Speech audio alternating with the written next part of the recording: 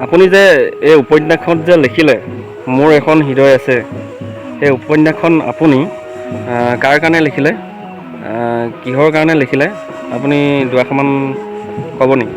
হয় মই ক'ম বাৰু। মই এই উপন্যাসখন লিখিছোঁ মোৰ নিজৰ জীৱনৰ কাহিনীয়ে। মোৰ নিজৰ জীৱনত মই যিখিনি ঘটি গৈছে বা কষ্ট পাইছোঁ, নাৰীৰ যিবিলাক নিৰ্যাতন চলি আছে আৰু যিমান অত্যাচাৰ হৈছে নাৰীৰ ওপৰত, তাকে লৈ মানে নিজৰ মই জীৱনৰ কাহিনীটোৱে লিখিছোঁ, নিজক লৈ লিখিছোঁ। তৃষ্ণা বৰদলৈৰ ঘৰটো দেখাইছোঁ।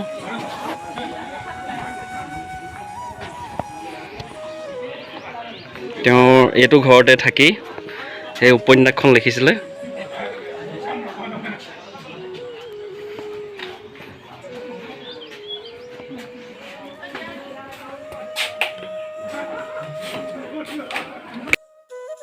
আৰু লিখি পেলাই আগুৱাই যোৱাটো বিচাৰেনে?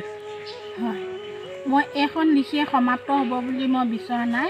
মই আৰু এখন লিখিম আৰু যেতিয়ালৈকে মোৰ নিজৰ লক্ষ্যস্থানত মই উপনীত নহওঁগৈ তেতিয়ালৈকে মই আগুৱাই গৈ থাকিম। ইয়াৰ পিছত মই আৰু এখন লিখিবৰ কাৰণে প্ৰস্তুত হৈ আছোঁ।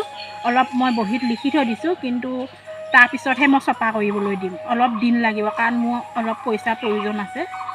টকা পইচা পালেহে মই আৰু এখনত মানে ছপা কৰিব দিম আৰু, কিন্তু লিখি আছোঁ ইতিমধ্যে মই। আপোনাৰ তাৰ মাজতে সুধোঁ, এই ল'ৰা এজন আছে বুলি ক'লে, ল'ৰাজন আছেনে নে ক'ৰবাত গ'ল? আছে, ল'ৰাজন মোৰ লগতে থাকে। মই আৰু মোৰ ল'ৰাজন আৰু আইতাক, আমি তিনিওটাই আছোঁ চৰাইবাহী মেধি গাঁৱতে আছোঁ।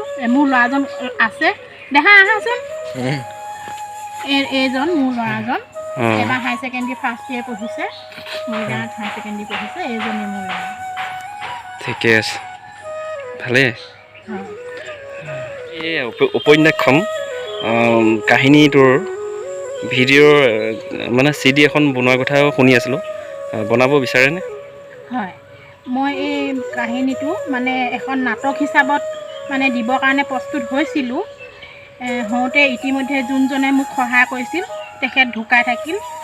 সন্মানীয় শ্ৰীযুত পদ্মধৰ হাজৰিকাদেৱ আছিলে, তেওঁ মৰিগাঁও সোণাৰী গাঁও, তেখেত ঢুকাই গ'ল। কিন্তু নাটকখন আমি মানে বনাব নোৱাৰিলোঁ। কিন্তু এতিয়াও মই আশা কৰি আছোঁ এখন নাটক হিচাপে মই বনাম বা চিৰিয়েল হিচাপে হ'লেও খণ্ড খণ্ডকৈ বনাবৰ কাৰণে বা মই জড়িত হৈ কাৰোবাৰ লগত আগুৱাই যাবলৈ বিচাৰি আছোঁ।